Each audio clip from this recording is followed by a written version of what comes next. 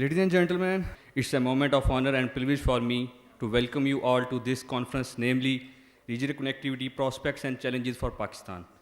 It's a collaborative effort to promote the effectiveness of CPEC by Pakistan Institute of Development Economics, Center of Excellence for China-Pakistan Economic Corridor, Ministry of Planning, Development and Reforms, Islamabad. CPEC was initially a seed of friendship, which is now becoming a fruitful tree. Ladies and gentlemen, regional connectivity through China-Pakistan Economic Corridor provides a greater opportunity with 62 billion US dollars of financing equivalent to 20% of country's growth, which urges well for growth, industrial development, human development for both China and Pakistan.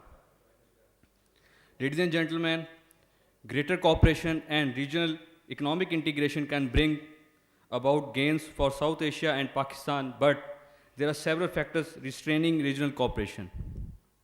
What are the prospects for regional cooperation and what is Pakistan's role in this effort?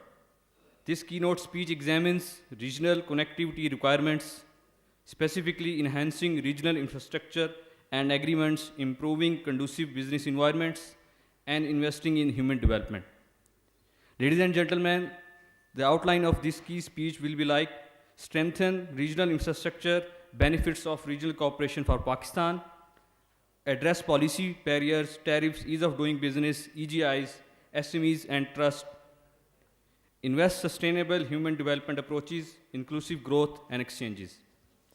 Ladies and gentlemen, now I would like to invite Honorable Chair of this session, Dr. Gunter Sugiyarto. Dr. Gunter is currently working as Principal Economist, Pakistan Resident Mission, Asian Development Bank, Islamabad. Sir, please come on the stage. Now I would like to invite our guest of honor, His Excellency Shailya Jonono, Embassy of Republic of Tajikistan, Islamabad. Sir, please have a seat on the stage. Ladies and gentlemen, now I am going to invite our man of the ceremony, respected Dr. David Arnold. Dr. David is currently the president of the Asian Foundation. Before joining the Asia Foundation, Arnold served as president of American University of Cairo for 7 years. Previously, Arnold served as executive vice president in the Institute of International Education, the world's largest educational exchange organization, and the Ford Foundation. Dr. Arnold holds master's degree in public administration from Michigan State University and a bachelor's degree from University of Michigan. He received an honorary doctorate of humanities from Michigan State University. Thank you, sir. Ladies and gentlemen, now I am going to invite our discussant of this session, Dr. Mangla, Professor of Finance, Emeritus, Howard College of Business, Western Michigan University, Kalamazoo. Sir, please. Ladies and gentlemen, now I would like to invite Dr. Ijaz Ghani, Professor of Economics, PIDE, Islamabad. Please, sir, have a seat on stage. Thank you, sir. Ladies and gentlemen, I think we have to start the formal process, so I request to the respected chair to take over the charge. Over to you, Dr. Gunter. Thank you. Thank you so much, moderator. This session is really interesting, especially for me. And given the topic is really relevant for Pakistan now, because when it comes to the regional connectivity and when it comes to the prospect, actually Pakistan full of that. Regional connectivity in this region is becoming one of the biggest challenges, because we know that this region is more or less the least connected region in the world. And then second, we have two big things coming to Pakistan, which I found it very, very important for us to really look at this as a golden opportunity that should not be missed. Because if we miss these two things that coming in a big way, then we are going to, I'm sorry to say, might be doomed to fail. The two things that I would like to highlight it before we start the session and linked directly to the regional connectivity is about CPEC. We all know CPEC. And second is about CAREC. CPEC, in short, this is going to make Pakistan potentially connected to the global market through kind of Chinese kind of business way. While CAREC potentially will provide Pakistan with a complete access to the Central Asia. And then when we look at CPEC in the bigger picture, CPEC actually one of 6 big corridors developed under Belt and Road Initiative.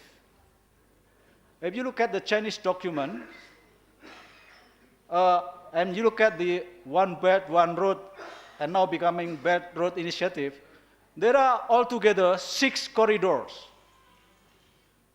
within this. I have a very nice picture on that.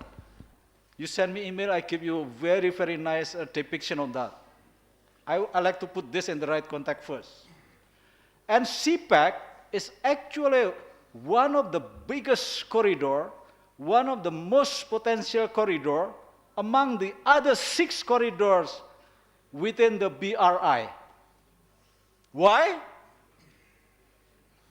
Because if you look at Pakistan geographical and position, yeah, Pakistan in the CPEC is going to provide not only China and Pakistan to the global market, but CPEC also going to provide all of the landlocked countries in Central Asia to get access to the Gwadar. So this is like opening up big potential that can come from the Central Asian countries. And Central Asian countries is also among the most disconnected regions because of the landlocked, because of the political situation, all of those things that we can learn later on from his speech. Yeah? So that's the background. So the connectivity in this particular region is becoming very important. Therefore, I'm really looking forward to our discussion today. I'm really ready to learn. And maybe because they asked me to be chairing in here, because we in ADB, we have a big project now, try to help Pakistan government to make sure that CPEC and CAREC should be part of Pakistan Economic Corridor development.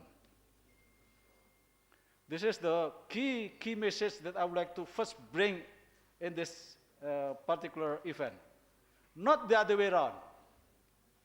So that Pakistan must make sure that Pakistan develop economic corridor in which CPEC and CAREC becoming the key component of that.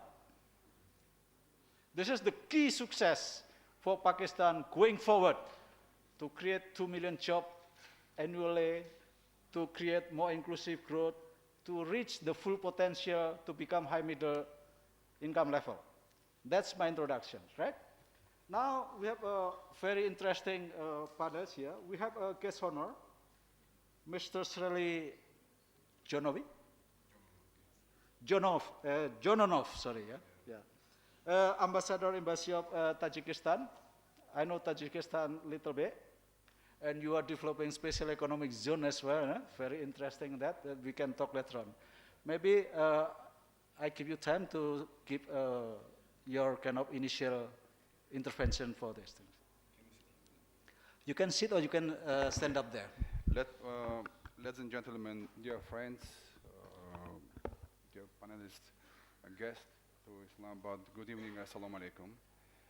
The idea, I think, of being chosen to be here among you belong to Central Asian region, which used to be, say, already here as landlocked region. Look at this map, please. Only it is says about the potential energy which Central Asia has. It's Okay, it is. Five countries. You see, Tajikistan and Kyrgyzstan, they are rich in hydel, as it's mountain areas. Only Tajikistan, two biggest rivers, Sirdarya and Amu Darya, starts. Total capacity of producing hydel, now we are carrying 45,000 megawatt, and mostly based on the hydel. The same Kyrgyzstan also has great potential on hydel.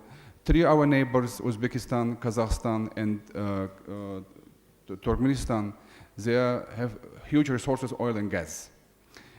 With your permission also, I would like to also mention that we are working with Pakistan not only in CPEC also and CAREC, we are also working in national forum and organization like ISIO. Pakistan was joined to SCO, as well as we are implementing a project of CASA 1000, which means South Asia, Central Asia, Transition Line, and TAPI as well as. Last week in Tashkent, head of railway authorities met. It's Uzbekistan, Pakistan, Russian Federation, and Kazakhstan, and they agreed to launch a new project, railway, which will connect Central Asia with Pakistan. Generally, this project has been developed by ADB, as you know it better. Now we are supported by all Central Asian countries. Hope will be soon, we'll discuss about also financial resources. So, it is our current situation in region, resources and demand in electricity. Just one sample. So, as you know, we in 2016 officially launched CASA 1000 project, which will be able to start by 2021, will be able to supply to Pakistan energy which is based on, we call it green energy. So, regional initiatives, that's in energy. So, it is CASA 1000 project. We already completed all legal procedures. We have signed the latest contract on the connector station in Almaty. And we are in Tajikistan in beginning of 2019 will be start construction our part of CASA 1000. So it starts from Kyrgyzstan, goes to connect to Tajikistan, goes to Kunduz, Kabul, Jalalabad to Peshawar and Nusheira. In Nusheira you will be connected to your national grid, inshallah. So next project, it calls, we know, TUTAP, Turkmenistan, Uzbekistan, Tajikistan, Afghanistan, Pakistan transmission line. You know, the Uzbekistan officially also support CASA 1000. And in his speech in the Ministry of Foreign Affairs Uzbekistan in Brussels, he said we will be constructing new line which will also connect to CASA besides the TUTAP and this project as well as. So, third project goes to Iran, and it calls Afghanistan, Tajikistan. And I also would like to inform you that Tajikistan and Pakistan already are working in second line. You know, Tajikistan capacity in energy is growing. In November, we already initiated first unit of the power station Ragun. So by it now producing starts 200 megawatt, but total capacity of this the power station 3,600 megawatt Ragun the power station, and it calls Tajikistan, Pakistan through Wakhan corridor. So you see and how many potential energy only in hydel available in the region. And Your Excellency, also we firmly believe if you pursue reform, I mean, very important, first of all, connectivity, your connectivity with region, regional cooperation, regional trade, regional investment, also people-to-people contact. In this way, we also focus on how we, Tajikistan officially requested to be fifth part of QTTA agreement.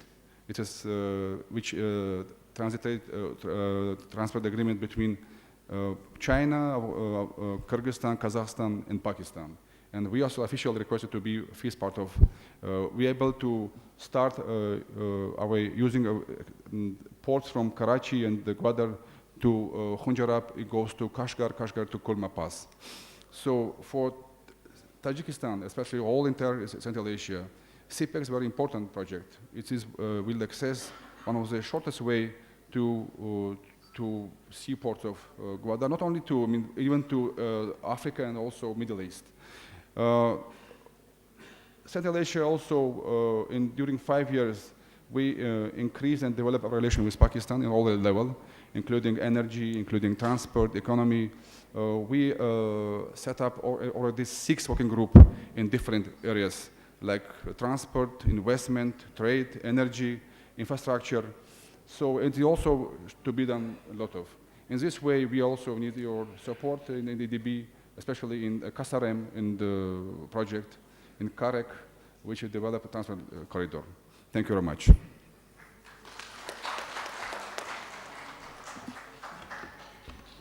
It's very nice to see how Tajikistan actually kind of preparing or start working on making connection within Tajikistan and within the neighboring countries, because regional connection can only start also with the domestic connection. Right? Yes. This is something which is also very important, because you cannot connect it regionally but disconnect it internally. This is something that must be done together. Yes. to get the full kind of potential from the global production network and global value chains. This is something that we can see from Tajikistan. Tajikistan link up with Pakistan, Tajikistan link up with other neighboring countries in Central Asia as well as to South Asia. This is such a kind of thing. But just to put in the perspective, this is not just monopoly of Tajikistan. Other countries actually in a similar situation now. If we look at the BRI, just to put the perspective, country involved in the BRI is about at least 65 countries now. And this total cost of the project around that is about $1 trillion US. And there's so many special economic zones going to develop under that. So how this kind of regional kind of connectivity going to be put in the Pakistan perspective, let's hear from a key speaker tonight, which is going to address exactly that issue. How kind of regional connectivity can be seen from the Pakistan perspective, right? Okay. Well, thank you very much for that extremely kind introduction and a huge build-up for the speech that I'm about to deliver. I feel greatly intimidated not only by increased expectations, but also to be in the presence of such a distinguished panel of experts on regional connectivity and people who are much closer to the ground level than someone coming from San Francisco, which is the headquarters of the Asia Foundation. So let me begin by expressing how honored I am to be invited to join the Pakistan Society of Development Economists here in Islamabad for your 34th Annual General Meeting and Conference.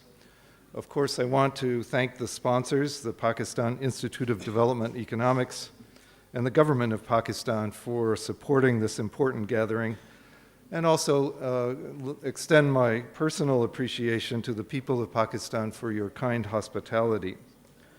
For those of you who may not be familiar with the Asia Foundation, we are a nonprofit, non-government organization, international development organization, that is founded to help improve lives, expand opportunities, and help societies flourish across a dynamic and developing Asia. Our headquarters is in San Francisco, and we have offices in Washington, D.C., and in 18 countries across Asia, from Pakistan to China, from Myanmar to the Philippines, focusing on the critical issues and development challenges facing each country in which we work. The Asia Foundation's work remains as urgent today as when we were first established in 1954.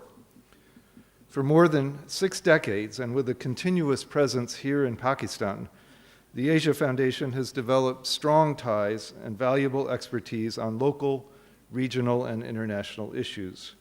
We're very proud of our long partnership with individuals and institutions here in Pakistan, in support of government strategies to deliver on its commitment to inclusive development and regional connectivity. In fact, regional cooperation and economic development are among the key pillars of the Foundation's work, as reaffirmed in our recent Asia Foundation 2020 strategic plan. We are steadfast in our commitment to work with government and civil society organizations to strengthen regional policy frameworks, to manage cross-border challenges, and prevent conflict.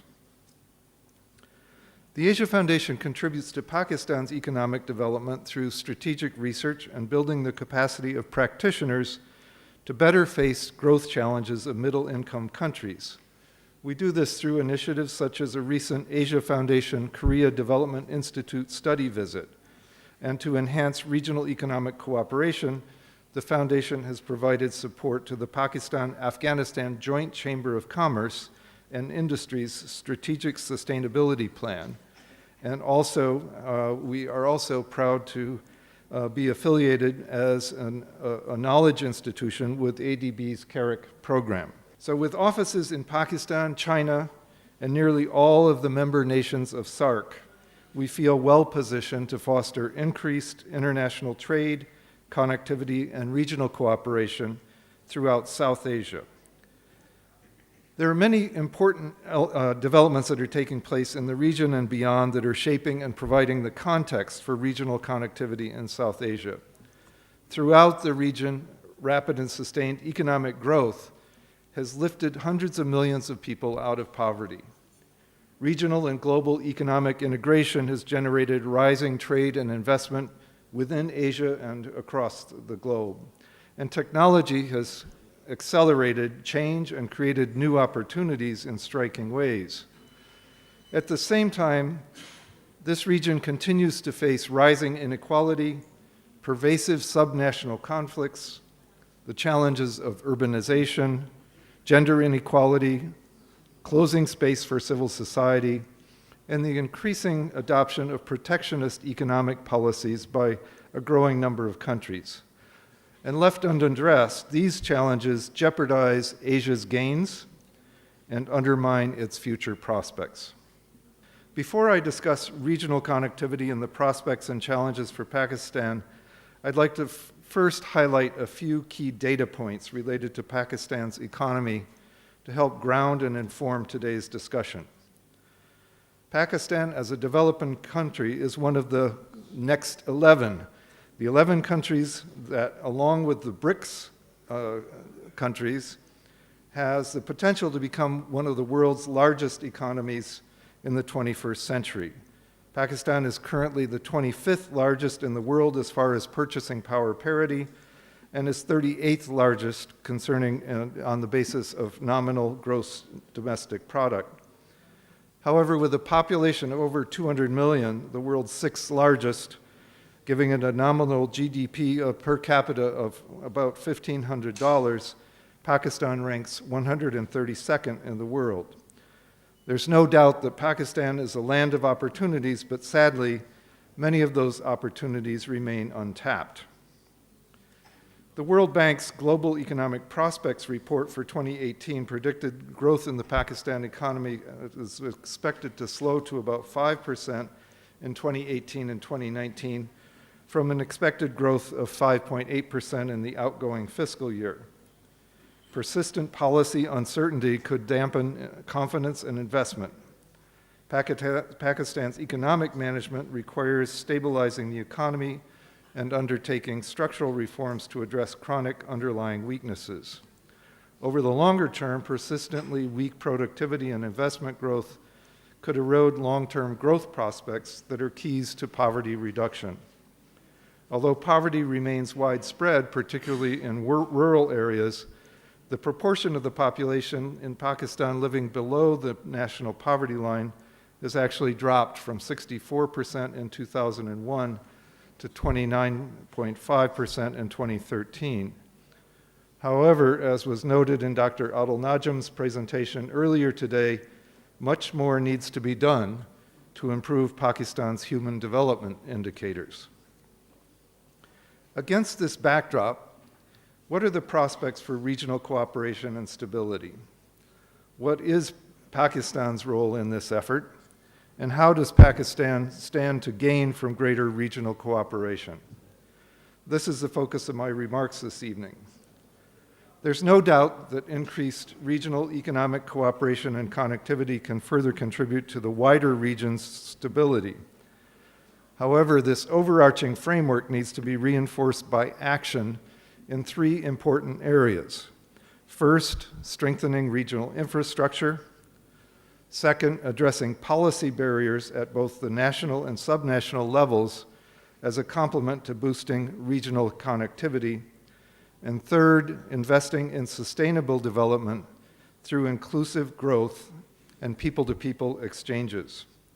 I hope to elaborate on these issues, and I hope that we'll have an opportunity to discuss them in the Q&A session following my remarks. The first point I'd like to emphasize is strengthening regional infrastructure. In harnessing the potential of trade, some of the most successful countries, such as the economies in East Asia, Europe, and North America, have developed strong trade relations with their neighbors. Yet many countries in South Asia have trade regimes that discriminate against each other and thereby offset any natural advantages that exist by virtue of geography and proximity. South Asia, home to Afghanistan, Bangladesh, Bhutan, India, Maldives, Nepal, Pakistan, and Sri Lanka, is one of the most dynamic regions in the world, with a population of 1.7 billion people and average economic growth rate of 7.1% over the last decade. Despite its shared history, culture, and geography, as has been noted by my colleagues, South Asia remains today the least economically integrated region in the world, trading on better terms with distant economies than with their own neighbors. Intra-regional trade accounts for only 5% of South Asia's total trade, compared to 25% in ASEAN. Intra-regional investment is smaller than 1% of overall investment. Physical infrastructure and connectivity is also lacking, with even air travel between political and commercial capitals in the region extremely limited. Under the framework of greater regional cooperation and economic convergence, the idea is that the region can better develop, share resources, and foster a sense of common destiny and mutual belonging among its people.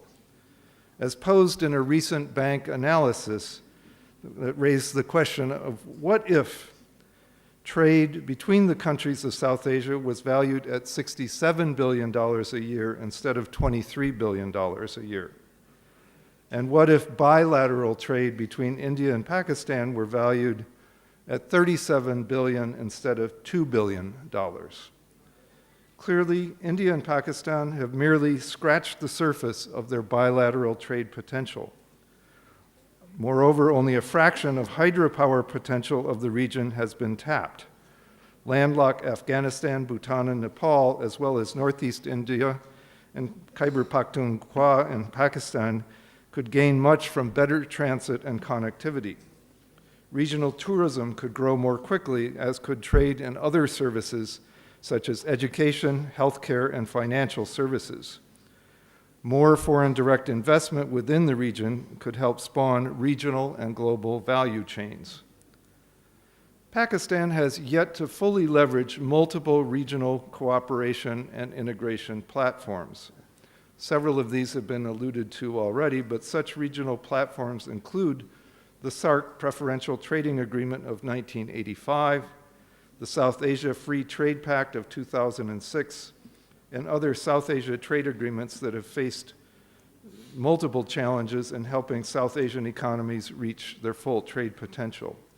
Central Asia Regional Economic Cooperation, CAREC, is another opportunity for enhanced collaboration, having focused infrastructure investments to promote trade, but much more needs to be done on expanding and connectivity and taking advantage of these regional trade regimes. China clearly has a crucial role to play in strengthening regional connectivity. It's notable that this year marks the 5th anniversary of the Belt and Road Initiative, an ambitious effort to deepen regional cooperation and improve connectivity on a transcontinental scale. Over the past 5 years, the 103 countries and international organizations have signed 118 cooperation agreements with China on the BRI. However, in Pakistan, no other policy initiative has received more attention or appreciation than the China-Pakistan Economic Corridor, as has been referred to previously. Regional connectivity is a key element elaborated by the government of Pakistan in its Vision 2025, and in fact, the document specifically mentions CPEC as an integral element in realizing the full potential of regional connectivity. With the completion of CPEC, Pakistan will become a connecting bridge to 3 engines of growth: China, Central Asia, and South Asia. CPEC therefore offers a unique opportunity to Pakistan to integrate with regional developments and to become a hub for trade and manufacturing, with Gwadar Port developed as an international free port.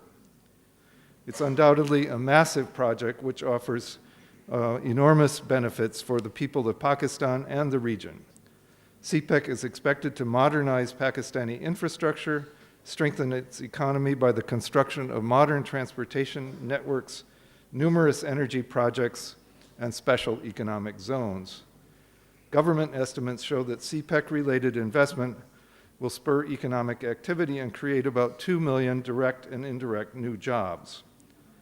While CPEC obviously represents a tremendous opportunity for Pakistan to realize the full potential of regional trade and investment, Pakistan would benefit from broader regional cooperation.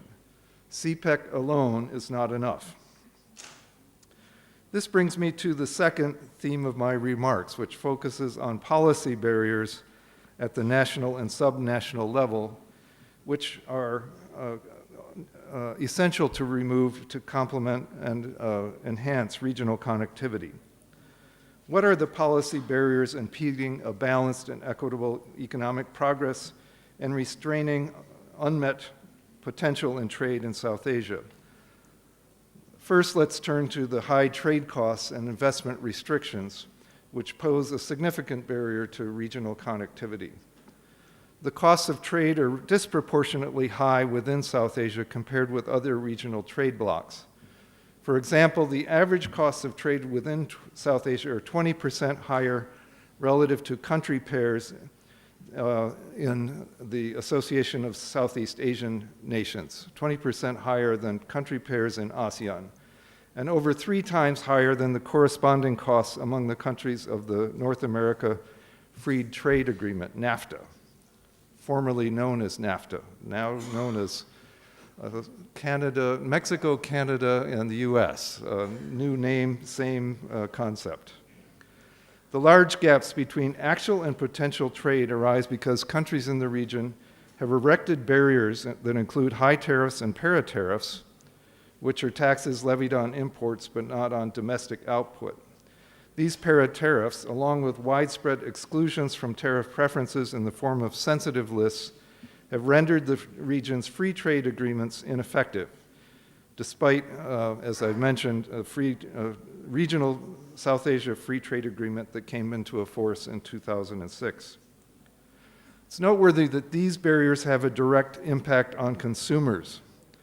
A 2012 study supported by our foundation found that non-tariff barriers end up costing South Asian consumers more than $2 billion each year. In Pakistan alone, the consumer welfare gains from increased regional trade would be more than $200 million, namely 60% of the value of imported goods from outside SAARC member countries. The Asia Foundation addresses these barriers by offering public-private dialogues with regional partners about the para-tariff and non-tariff barriers, working with business chambers. With an extensive network of local and regional partners in both government and civil societies, our projects extend throughout the country and the region and range from large nationwide programs to small local initiatives. The second barrier to regional connectivity is restrictive bilateral air travel agreements. Connectivity is poor between capitals. For example, there are no direct connections between Colombo and Islamabad, Colombo and Kabul, Colombo and Paro in Bhutan, and Dhaka and Kabul. Moreover, no direct connections between some countries, for example, Afghanistan, Nepal, and Bhutan, Maldives. However, there is progress made in enhancing greater transportation connectivity. In South Asia, bilateral air connectivity is best between India and Sri Lanka, which is a result of progressive liberalization of air services between the two countries. The economic impact of air service liberalization has reached far beyond the aviation industry. Improved air connectivity has facilitated more people-to-people contacts and enhanced the scope for deeper trade, investment, cultural, and religious links. The tourism industry has benefited in both countries, more so in the case of Sri Lanka. Other countries in South Asia can learn from this experience and strive for deeper air services liberalization with each other at both the bilateral and regional levels. Across South Asia, the private sector has a major role to play in increasing regional cooperation and economic integration. A dynamic and healthy private sector is widely regarded as the engine of long-term economic development. Countries compete to attract investment, and those that succeed in creating business environments that support competitive entrepreneurs have reaped significant economic growth. Therefore, a third factor restraining regional connectivity are the barriers to an improved business climate, including setting up businesses, accessing industrial land, arbitrating commercial disputes, customs, cumbersome customs procedures, and restrictions on foreign direct investment. In 2018, Pakistan was rated 136 among 190 economies, up from 147 in 2017 in the Ease of Doing Business Index, according to the latest World Bank rankings. Specifically, the government has been implementing an ease of doing business reform strategy starting in 2016 with measures to strengthen the business climate and foster private investment. Focusing on 10 indicators in the Ease of Doing Business Index, obviously the country has moved up from 147 to 136 in 1 year, which represents significant progress, but much more needs to be done. To address some of these concerns, particularly at the subnational level, the Asia Foundation has developed specialized tools to improve business environments. We work to increase the engagement of citizens, businesses, civil society, and other stakeholders in effective economic governance, including public-private dialogues, regulatory impact assessments, political economy approaches to economic reform, and a signature Asia Foundation initiative called the Economic Governance Index.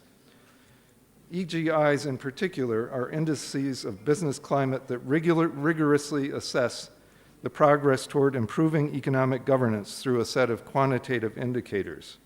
They benchmark local economic governance and provide information and incentives for policymakers to improve the local business environment, emphasizing the policies, initiatives, and performance of local authorities.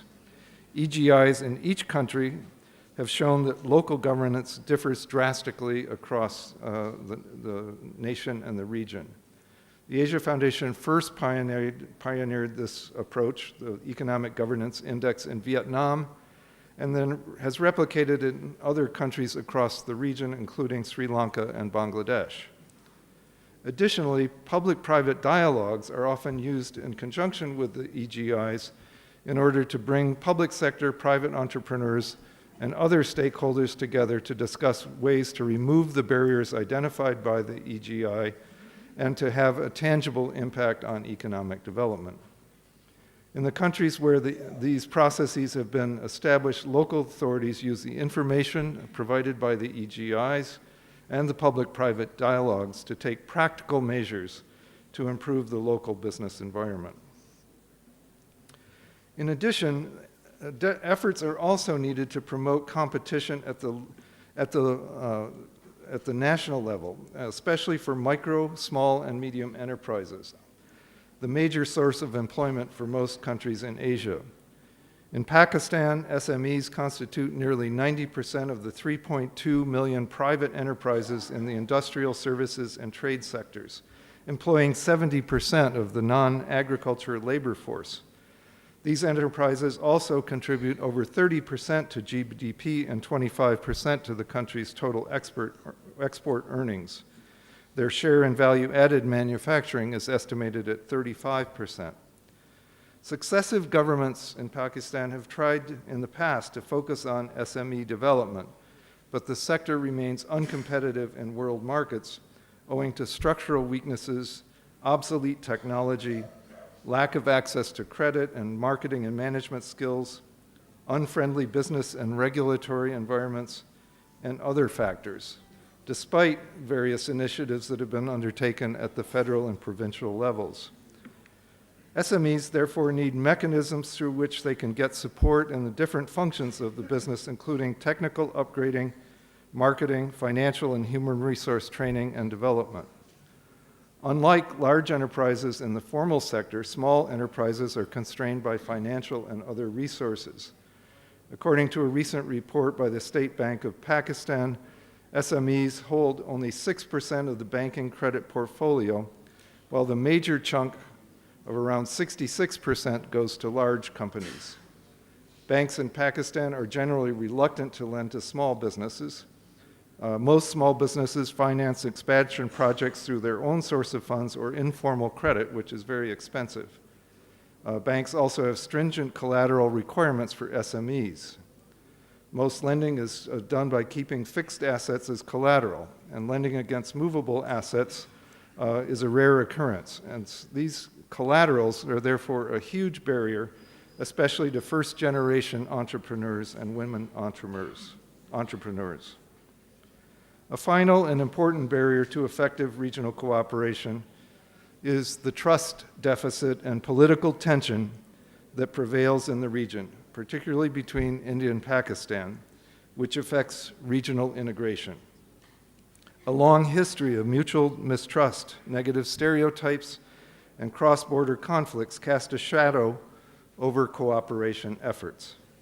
Limited access to accurate information about neighboring countries perpetuates damaging myths, and in remote border areas in Bangladesh and India, a government-to-government initiative is actually helping to change cross-border relations, shifting the focus from smuggling and skirmishes to mutual economic gains and building a coalition for peace and cooperation to support country-specific trade issues.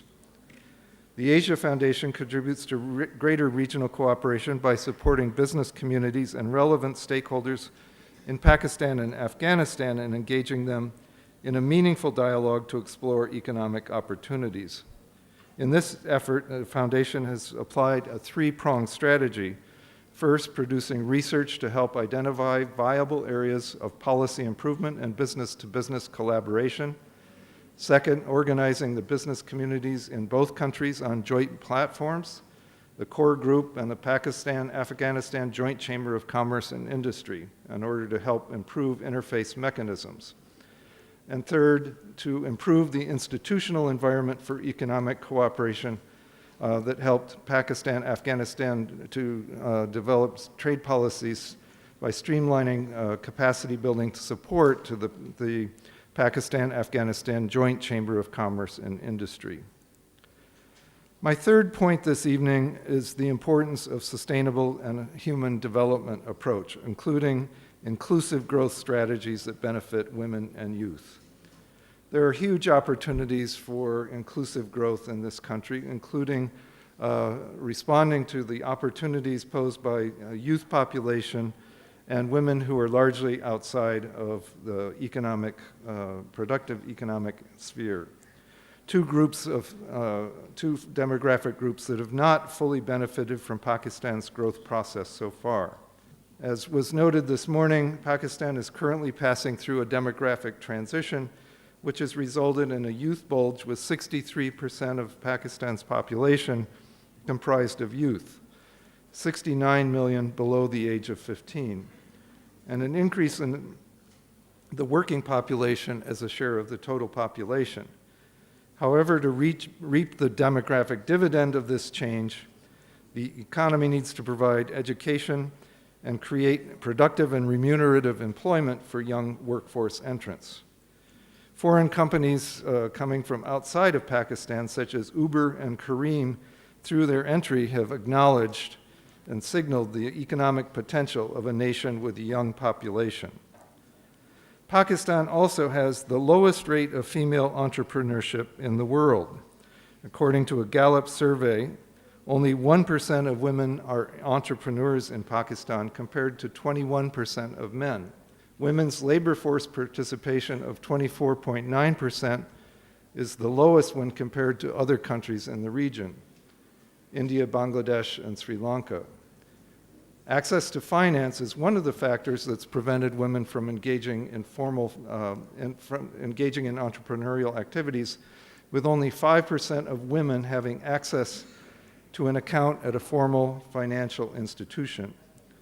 Beyond this, there are many structural, institution, and socio-cultural barriers that restrict the entrepreneurial capabilities of Pakistani women. A recent study looked at whether networking enables intended female entrepreneurs to overcome some of these social, cultural, legal barriers that are faced by women in Pakistan. The target population for this study was 950 women entrepreneurs, and the sample size consists of about 430 women entrepreneurs engaged in SMEs all over Pakistan.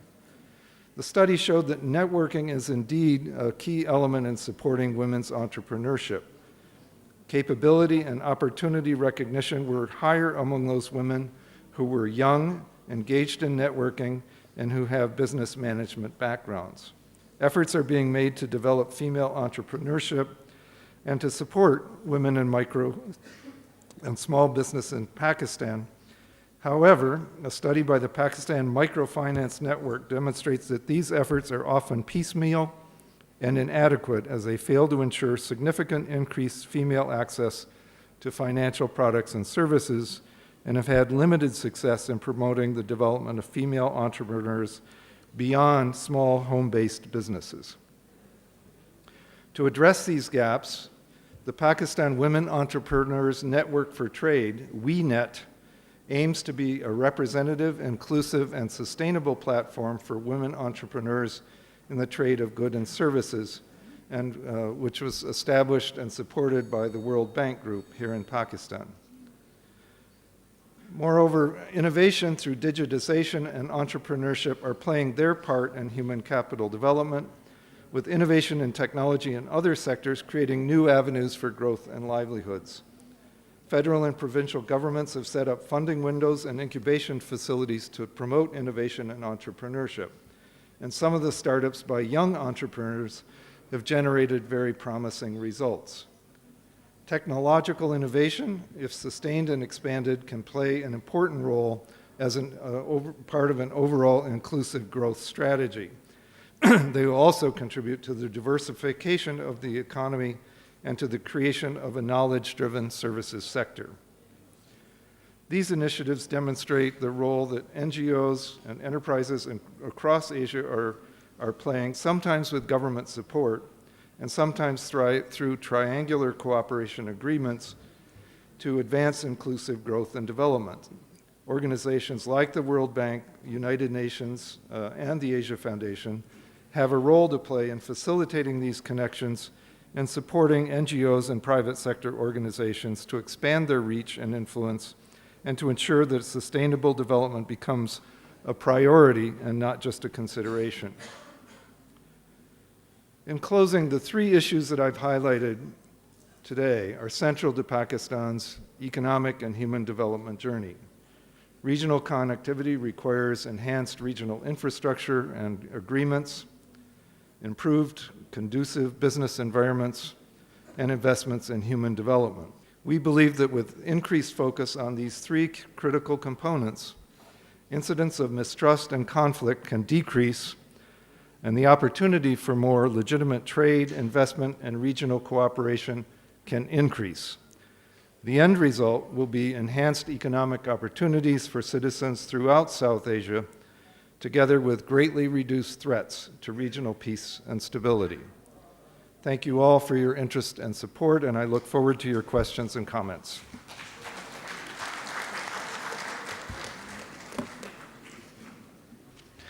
Thank you so much for very comprehensive overview of the potential and challenge for regional connectivity from Pakistan perspective. At least I can highlight it 3 takeaways that I noticed from his kind of overview. First is that the huge potential of the regional connectivity that can bring to Pakistan. This is highlighted in his presentation in many different aspects, economic, social, as well as other aspects. Second, that I really like on the key 3 issues that he highlighted is on the policy barriers at the national as well as subnational. This is kind of soft infrastructure issue that sometimes we forgot about this.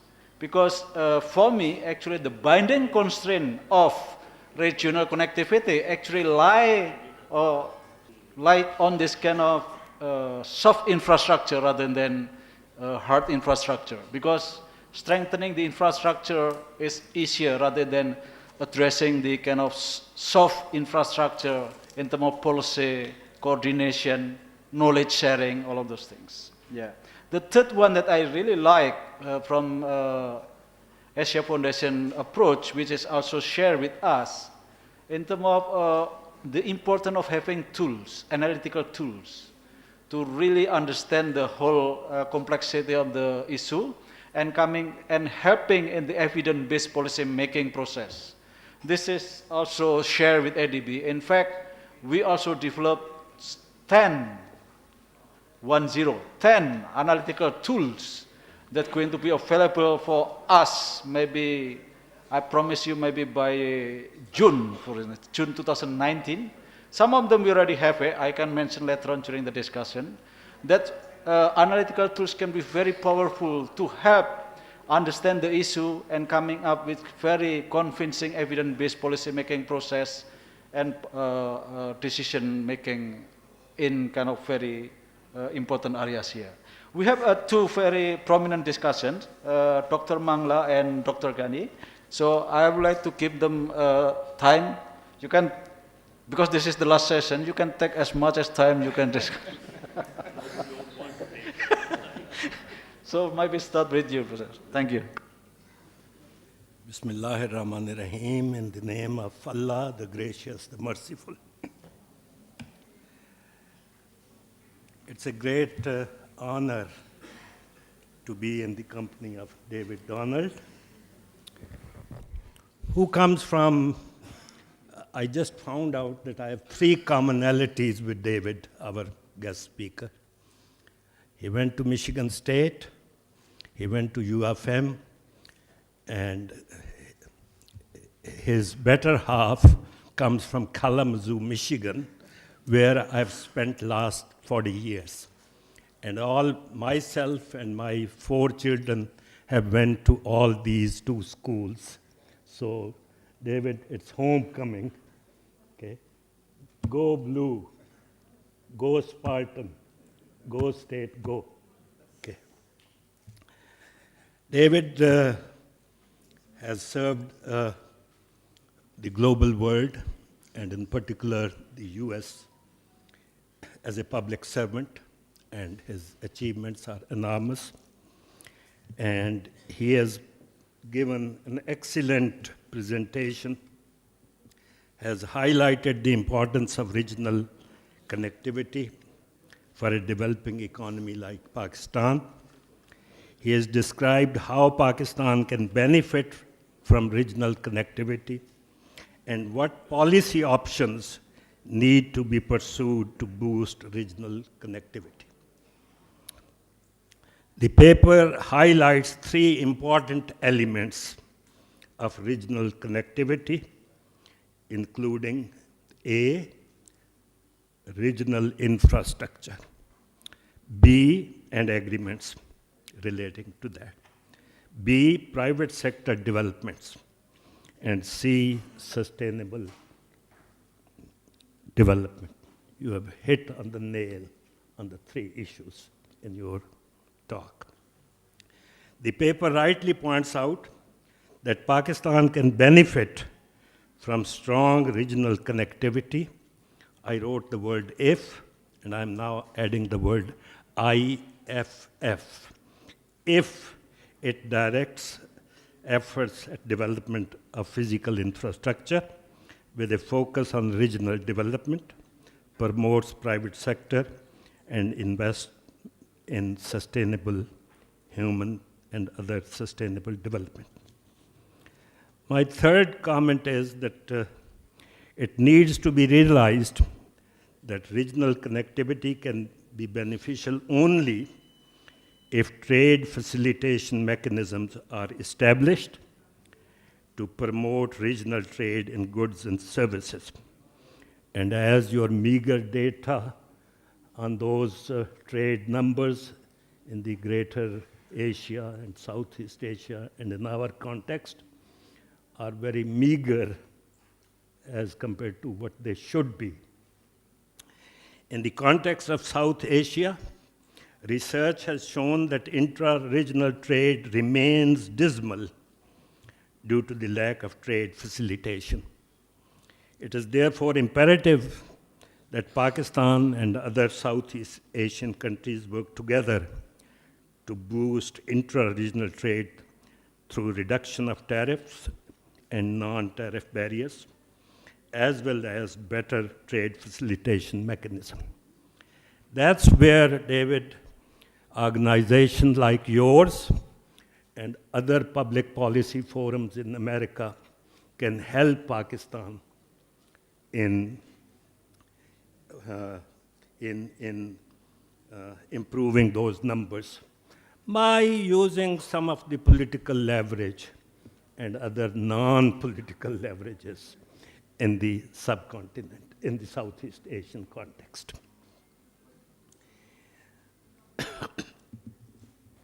Fourth, I'm not putting the burden on the policymakers in the Western world. I'll come back to our own responsibility for our success of connectivity. The fourth point is enhanced regional connectivity offers an opportunity for Pakistan to diversify its exports, which are at present highly concentrated in a few products and few markets, as you have alluded to. If Pakistan is able to establish strong regional trade linkages with its neighbors and other trade partners in Asia, it can benefit from enhanced market access that can enable it to diversify its exports. We should learn from the experience of the mid-70s of the Western world, and more so from the United States, the period of stagflation. My hero is Paul Volcker, who really broke with an excellent public policy set by the central bank. And by 1982, we saw the lowest level of inflation in America after 1974 to 1981 with 15%. That's what central banks, and especially in this country, has to do. My last point is that with strong linkages across Asia and Middle East, Pakistan can also become a hub for foreign direct investment through better regional connectivity. In this regard, again, policy shift has to occur somewhere in the world. We always talk in the context of Pakistan, I call it 4 Ds. 3 Ds are conventional, known to economists: budget deficits, trade deficits, capital account deficit, and you have rightly pointed out, David, the fourth deficit, the trust deficit. Again, Western world should help Pakistan. Pakistan has made quite sacrifices in the last 20 years, and those should be hailed rather than tweeted. Okay. Pakistan needs to develop investors-friendly policies, providing efficient business environment, a point which you have emphasized, and special economic zones can help us to attract foreign investment. My so far comments were dealing with the papers, but being a professor, I always digress, and I want to emphasize for our own policymakers the following 3 or 4 key points or messages. Connectivity and CPEC alone is good. It's necessary. But being an economist, not sufficient.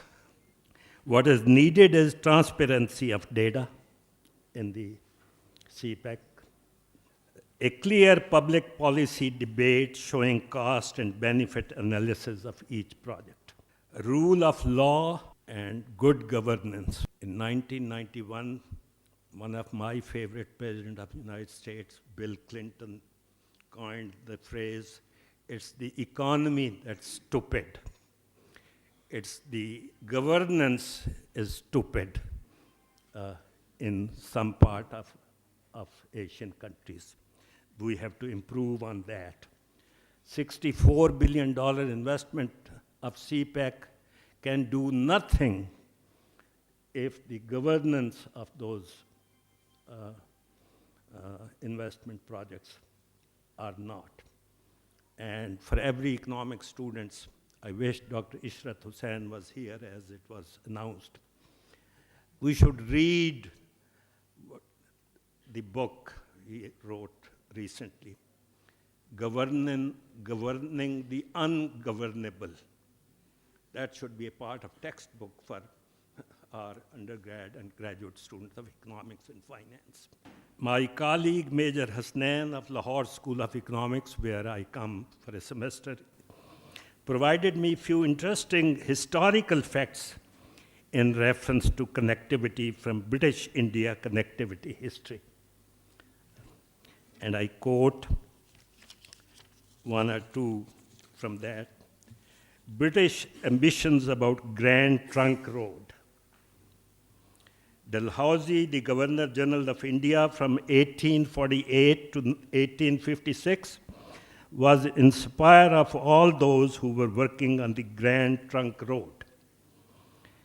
In the private letter to Sir George in November 1851, he writes, "I have returned to Simla, the summer capital of the British India government.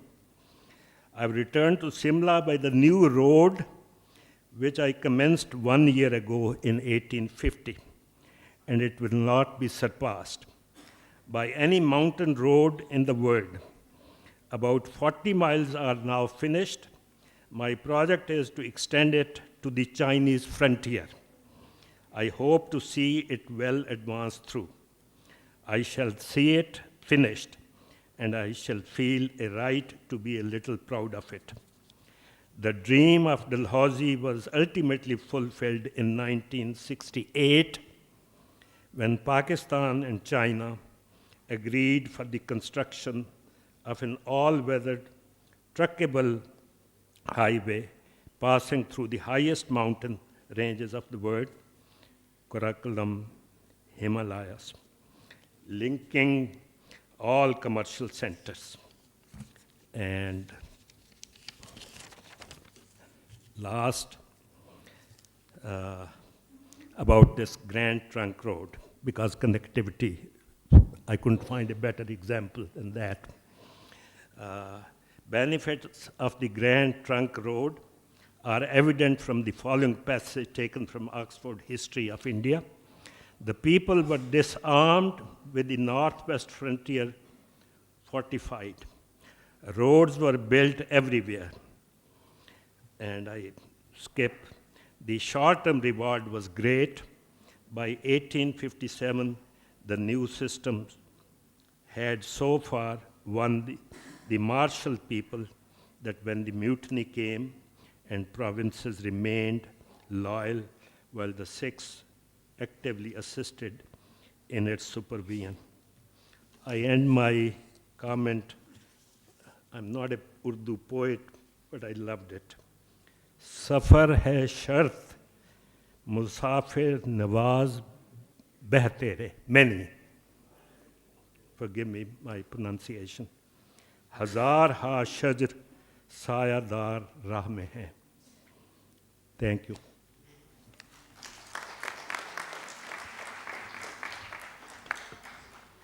Thank you so much, Dr. Mangla.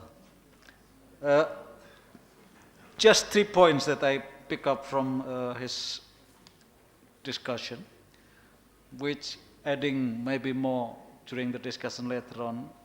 First is about the importance of trade facilitation in Pakistan. This is a big, big challenge, because if we look at the key challenge for Pakistan export, the declining and shrinking of Pakistan export, mainly because of these trade facilitations. Second is the need for diversification of Pakistan export. This is also well documented. If you compare Pakistan export in the last 20 years with the Vietnam, Bangladesh, India, or even my home country, Indonesia, Philippines, you can see the difference of product space of Pakistan export compared with those countries. Very distinct. I have the whole picture of that.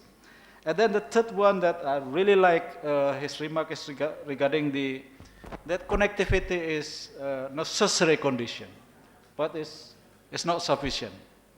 So we need to have add-on, very good add-on to this connectivity, so that the CPEC and CAREC that provide connectivity, in my view, that must be converted into economic corridor development that I'm mentioning before in my introductions. That's my kind of take from your discussion. Now I'll let Dr. Ghani to have your discussion, please. Thank you. Thank you, Mr. Chairman. It's indeed my distinct honor to be a discussant of the special invited lecture delivered by our distinguished guest, Dr. David Arnold. I think the topic has great importance in view of the Road and Belt Initiative and then China-Pakistan Economic Corridor. Regional connectivity has emerged as an important ingredient in the development strategies across the globe in view of greater focus on regional trade and investment linkages, as well as increasing regional concentration of supply and value chains. The shifting landscape of regional trade and investment has posed new challenges ranging from regional development of infrastructure to financial market integration, and from regional trade facilitation to harmonization of regional trade policies and standards, as Mangla Sahib has mentioned about the trade facilitation measures. Now let me, because this has been written in the context of Pakistan, so let me also mention a few challenges facing Pakistan in terms of establishing the physical connectivity. Pakistan has faced various challenges in promoting physical connectivity, including the poor quality of roads and incomplete road networks, the missing railway links, the inadequate maritime, poor infrastructure including dry port, inland waterway and aviation facilities, widening of digital divide, and the growing demand for energy. The country's transportation network is not modernized and is not equipped to serve the rural, urban, and regional needs, and it costs to the economy of about 4 to 6% of the GDP. To reduce the cost of transportation, Pakistan will have to upgrade the existing infrastructure, develop new infrastructure and logistic facilities, harmonize the regulatory framework, and nurture a culture of innovation. Pakistan shall have to take drastic measures to modernize its physical infrastructure to draw benefits from regional integration. In this context, the China-Pakistan Economic Corridor is a mega initiative that will play a pivotal role in promoting regional integration, not only between China and Pakistan, but also with other countries in the region. Now, against this backdrop, Dr. Arnold has provided a thoughtful perspective on regional connectivity, emphasizing prospects and challenges for Pakistan. In particular, Dr. Arnold has stressed three key aspects of regional connectivity, including regional infrastructure, policy framework for a conducive business environment at national and subnational level, and investment in sustainable development. The importance of regional infrastructure is particularly acute in the case of South Asian region. As pointed out by Dr. Arnold, South Asia is the least integrated region, and you rightly said that the inter-regional trade is about 5% in South Asia as compared to 25% in East Asia. So this is the least integrated region because of the lack of physical infrastructure that underpins regional connectivity. In particular, air, sea, and land links are woefully inadequate to cope with an enhanced level of intra-regional trade. PIDE, the research has been taken in PIDE on the South Asia Free Trade Agreement. So research at PIDE has shown that there exists great potential to enhance intra-regional trade in South Asia. But this potential can only be realized through better trade facilitation mechanism, including improvement of the regional trade infrastructure. Secondly, the paper emphasizes the need for addressing key policy gaps that hinder regional connectivity. In this context, the paper highlights trade costs that are disproportionately high in South Asia as compared with other regional trading blocs like ASEAN and NAFTA, and so on and so forth. Furthermore, the restrictive bilateral air travel agreements constrain the mobility of people and goods in the region, thereby hampering intra-regional trade. Small and medium enterprises continue to suffer from lack of technology and other weaknesses which render them uncompetitive in the regional and global markets. Barriers to improved business climate constrain private enterprises that could potentially enhance regional connectivity. Besides economic factors, political tensions in the region have also constrained regional connectivity, especially between Pakistan and India. The paper rightly argues that investing in sustainable economic and human development should be a key goal of the development strategy. Regional connectivity may pose social and environmental challenges and need to be managed so as to maximize the benefits of enhanced regional connectivity. Furthermore, human development is not only a means, but also an end of development. In this respect, policies need to ensure that human development remains a primary aim of all development efforts, including regional connectivity. Now, I would like to add that while Pakistan stands to gain from boosting regional connectivity, especially as a result of the China-Pakistan economic corridor, there is a need to develop a holistic approach to ensure that better regional connectivity results in robust and inclusive growth. In this context, there are 4 key areas that require attention. First, there is a need to put in place complementary policy reforms that not only aim to boost regional trade, but also put in place an efficient regulatory environment for regional logistics. Better physical infrastructure will result in lowering of trade costs only if modern shipping and logistics systems are in place, which require a supportive regulatory framework. Second, an effective institutional framework is required to manage regional connectivity. Regional connectivity involved myriad functions ranging from construction of physical infrastructure to customs procedures, and from transport policy to zoning regulations. Managing such diverse functions is only possible if an overarching institutional framework is established that coordinates the activities pertaining to regional connectivity. Research has shown that an effective institutional framework plays a vital role in ensuring that countries are able to reap the benefits of enhanced regional connectivity. Third, harmonization of trade policies, practices, and standards across the region is essential to boost regional connectivity. A smooth flow of goods and services require that the international trade regimes of regional partners are sync with each other to minimize trade-related costs. Past experience has shown that lack of harmonization of such policies have led to the disproportionately high trade costs, thus hindering intra-regional trade. Fourth, Pakistan's initiatives to promote regional connectivity need to focus on the ECO region, as you very rightly mentioned, as a vital regional partner for boosting trade and investment ties. Recent research at PIDE has shown that there exists a great potential to enhance regional trade with the ECO region. In this context, the China-Pakistan Economic Corridor can play a crucial role in promoting connectivity with the ECO region. The region is energy abundant, and greater connectivity can help Pakistan develop alternative sources of energy required to fuel its growth momentum. So, regional connectivity can be instrumental in promoting economic growth, creating job opportunities, and reducing poverty. Through better connectivity and improved trade facilitation, the economic corridors can improve socio-economic conditions in the major towns and cities along the corridors.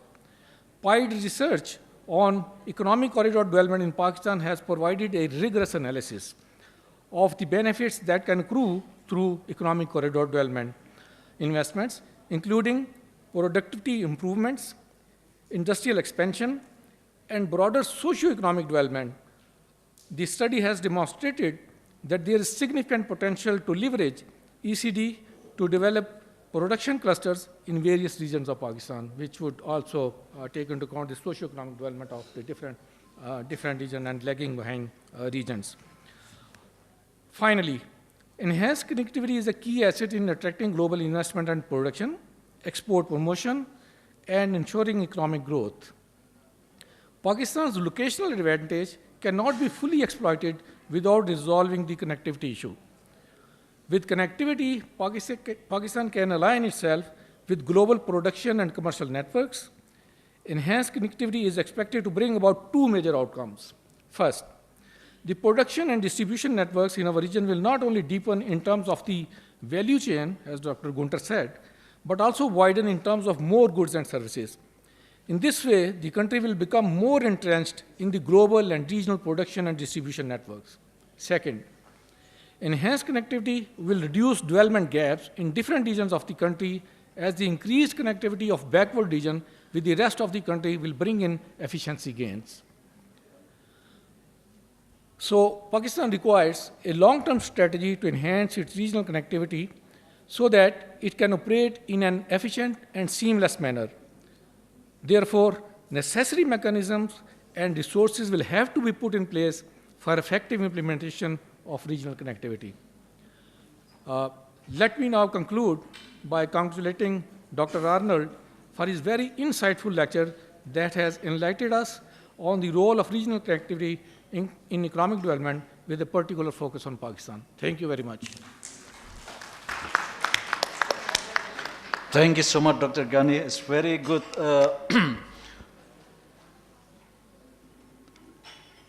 overview of looking the whole issue of regional connectivity under the context of economic corridor development, which is also we shared that idea before, and also the introducing new thing which not mentioned before, which is very critical. That is the kind of institutional framework needed for developing economic corridor development and to get benefit from the regional connectivity. This is such a kind of critical element for the successful economic connectivity and economic corridor development within Pakistan and beyond. With that, I think we are in a very good position to have further discussion, because many other aspects actually already expanded by the kind of two discussions that we have now. Just before starting with the question and answer, our ambassador just asking kind of permission to go out to say hello to the ambassador of Kenya, because at the moment there is kind of Independence of Kenya events in other rooms, but he is going to come back here. So I would like to open a kind of question, maybe three questions first. Please indicate yourself and to whom you would like to address your question? This lady in here. Second. One more? Okay, let's start with you, lady first. Yeah. Sir, I have two questions, and it's journal. First of all, Route 08 passes through the homelands of Zikri of Baghdad region. Would CPAC not change the livelihood of people living out there? How you done researches over them ethnographically? A layman of Pakistan do not know regarding Zikriism. Have you not taken advantage of that? Because out of all the researches I have seen, no researches have been done on people, but rather on mere land. And every research shows the same result, that economic growth would be a panacea. What about our cultural and traditional epistemology? And it would be better if you please qualitatively answer my question in socio-political manner, rather than quantitatively saying it in economic sense. And the second question of mine is that you are making so many routes for facilitating people. Most of the people that I know are so poor that they can't even afford a vehicle. So what about, what will they do by these roads if they are already so stigmatized as underdeveloped mind and lazy youth? How can CPAC be able to abate this all? Thank you so much. Thank you. Next question, please. My question is to Mr. David. There are about 15 to 20 corridors that are coming up in South Asia. There are 3-4 being developed by India, Bangladesh, and Sri Lanka. There are 6 which are being undertaken in Road and Belt Initiative. There are 3-4 which have been mentioned by Tajikistan. So too much of corridors are coming up. I fear that this region, instead of integration, may be distributed into corridors. So what is your take on this, please? Last one, please. Assalamu alaikum, sir. My question was to Mr. Ambassador of Tajikistan, but he is not here. You can answer this question. What is the role of Tajikistan as Pakistan, Afghanistan, Tajikistan, the regional integration program in present conflict between Afghanistan and Pakistan? You can comment about this. Okay, thank you. I will pass your question to him later on. Okay, maybe the first question, I will like you to answer that. Being economist, I don't dare to answer that question. So I think at the heart of what this young lady was raising is the importance of understanding not just the economic costs and benefits of physical infrastructure improvements for regional connectivity, but also understanding the social and cultural and political dimensions. And I fully support and agree with your basic point. I think it actually connects very nicely to the importance of emphasizing good governance and rule of law as a part of this process of CPEC, and also of open policy dialogue around, the plans for these infrastructure investments, and ensuring that the benefits that will be gained are broadly shared, and that people that don't have vehicles still have access to the economic opportunities that are presumably part of the process. So I think this is an area that perhaps has not had adequate attention paid to it in the rush to build the actual physical infrastructure part of the project. So it's an area that I think warrants increased focus and increased attention from the government of Pakistan as well as from the international donor community. Let me also comment on the specific question about how many corridors in South Asia. Are there going to be too many corridors? And I think the answer to that is hard to frame, partly because if the corridors actually connect with each other, you could have the benefits not just of north-south trade, but also east-west taking place. And that certainly is something to think about in terms of CPEC. It's not just Central Asia, China, Pakistan, but it's access to European markets that if you connect up with other elements of BRI, you know, you're not limited just to getting things from China down to, you know, Gwador. On the other hand, there is a serious risk of, you know, I think the assumption is if you build it, they will come, and that's not necessarily the case. I think we've seen a lot of examples of what you might call white elephants, you know, airports that are not being adequately used, port facilities that are duplicating port facilities other places, highways to nowhere. The region, Asia as a whole, faces enormous unmet infrastructure investment needs. And you know, these are estimated in the billions and trillions of dollars. So you can ill afford to squander resources by investing in infrastructure that is not needed or that's not going to be used, but that simply serves as a political vanity project for whoever happens to be in office at a particular point in time. So I think there is a real need for reality-based planning and for very careful thought and consideration before you simply rush into building another, you know, physical infrastructure corridor, and to make sure that there's actually a strong economic rationale for it, and that the benefits of that investment are going to flow to the people that you're trying to serve. Okay, then, because still too many, to add something, I like your question. I just would like to put in perspective. The question of the non-economic benefit of CPEC is very relevant to be asked. And this is the big end. And this is the job of Pakistani or Pakistan government to make sure that the CPEC benefit is really applicable to all of the kind of other sectors, not just economy. Because you cannot ask China to make sure that the CPEC is also not affecting cultural aspect of Pakistan, something like that, right? So this is the job of Pakistan to make sure that the CPEC is going to be beneficial for Pakistan widely, not just economically.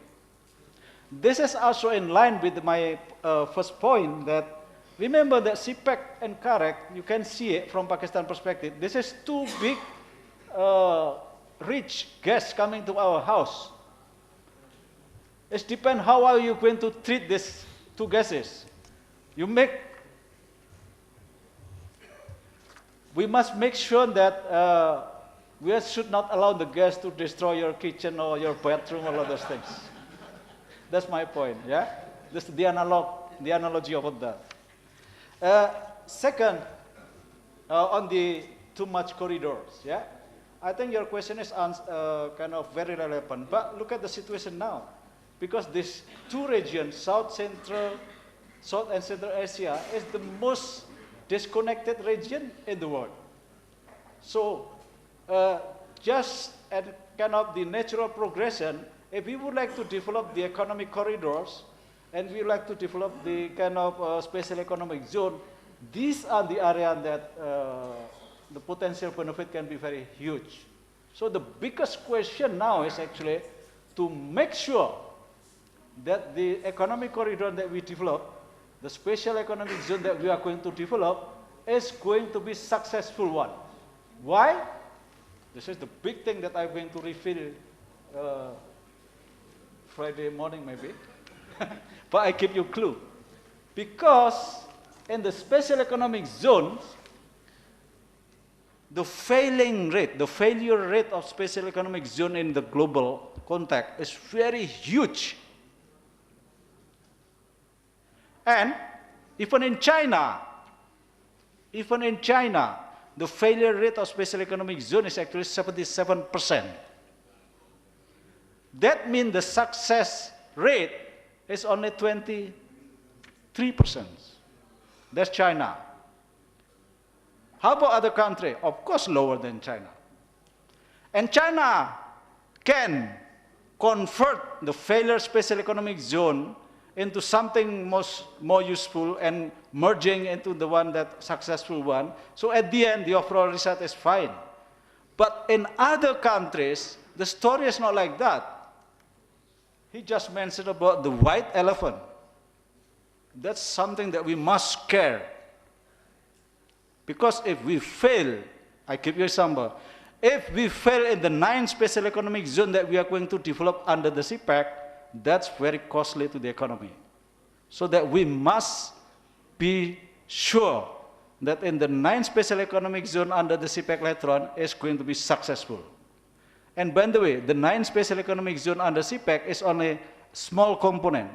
Because if you look at on the list now, there are additional 57 special economic zones proposed across the countries. So we have 57 and 9. So we have 60 something on the line. This is in Pakistan. Yeah? So we must make sure, that's the reason why we're developing special economic zone framework that I'm going to explain in my session next time. Okay? I was asked to conclude the session now. Is there any burning question?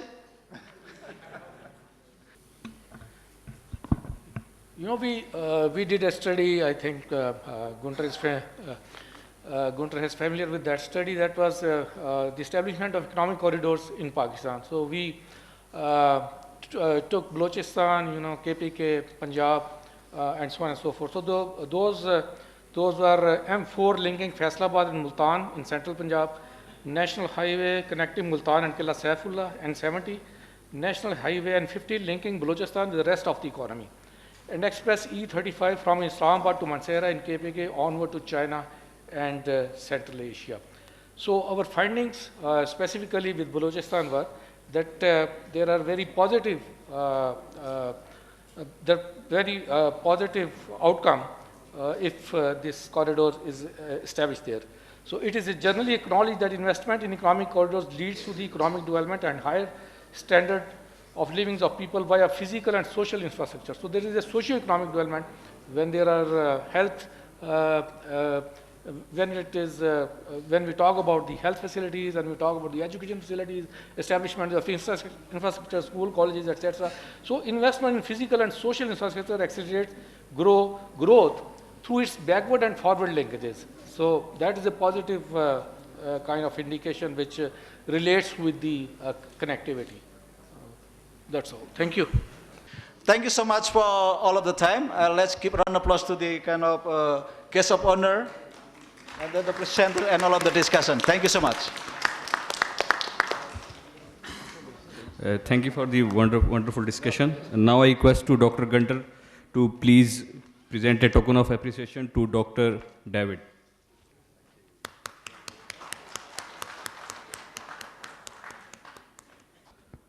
Now I request to Dr. Gunter, please present a shield to Dr.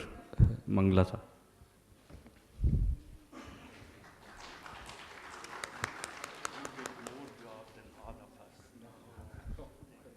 Now I request Dr. Gunter to please present a token of appreciation to Dr. Ijaz Ghani.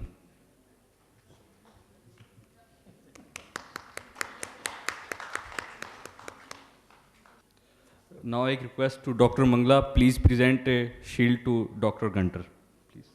Now vice versa.